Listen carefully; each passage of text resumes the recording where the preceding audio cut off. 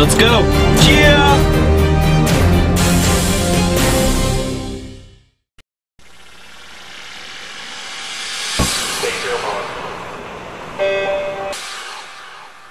This is the Morning Swim Show for Tuesday, April 19th, 2011. I'm your host, Peter Bush. In the Phoenix Monitor today, we'll talk to Eric Ress. The Indiana sophomore just finished second in both backstrokes at the recent NCAA championships.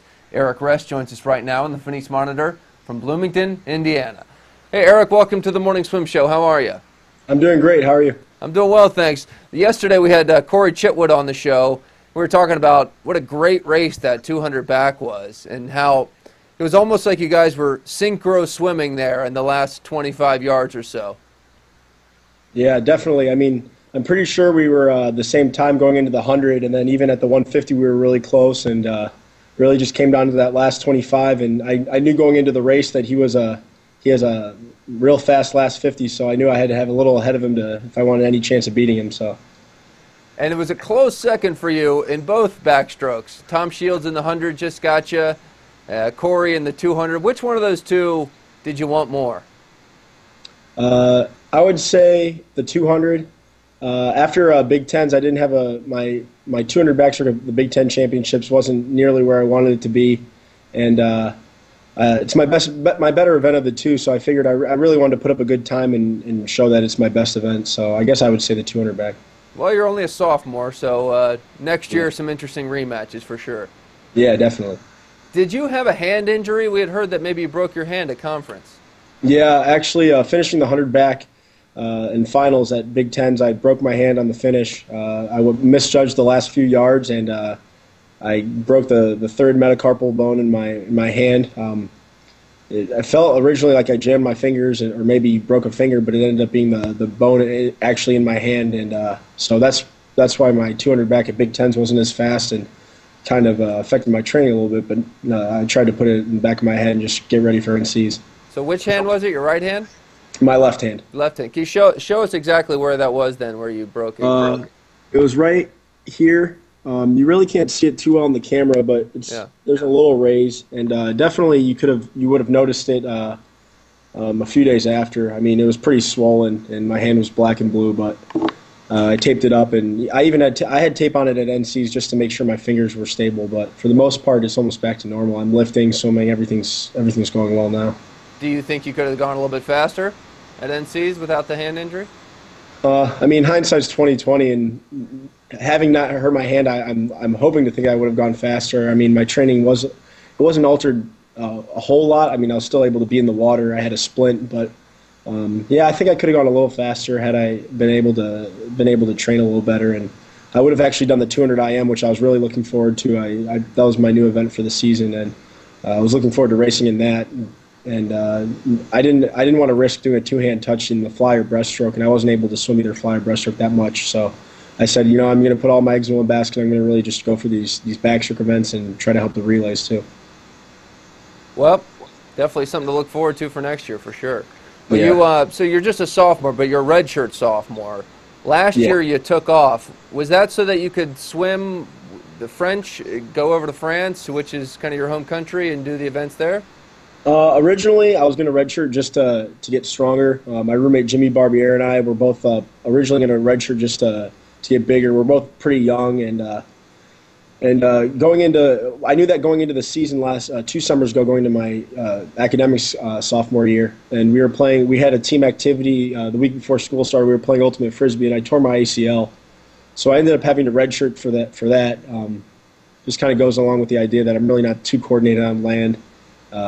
I've been prone to injury lately, so hopefully I can get everything cleared up for next year and stay healthy. Well, as we mentioned, you swim for France internationally. You were born in the U.S., though, correct? Yeah. So you have dual citizenship? Yep, I do. And this year there was a conflict between NCAAs and French World Trials. It was at the same exact time. And so last summer, after hurting my knee, I was able to train and get ready for French European Championship trials. Ended up making the team for that, went to European Championships, and then this year I wasn't able to qualify for World University Games or the World Championships because of the conflict. And then recently, I think it must have been a week or two.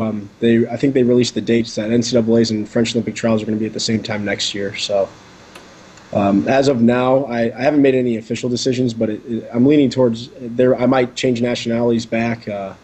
Depends on when the French release the actual dates for the meet. So right now, I'm just getting geared up for the summer and looking forward to swimming at U.S. Nationals. Wow, that's interesting. Yeah. They really don't like to make it easy for college swimmers, do they? Nope. In the past, they've been pretty accommodating with guys like Fred Bousquet, Sébastien Rouault, Romain Barnier, who's a coach, who's Fred Bousquet's coach for his club team now.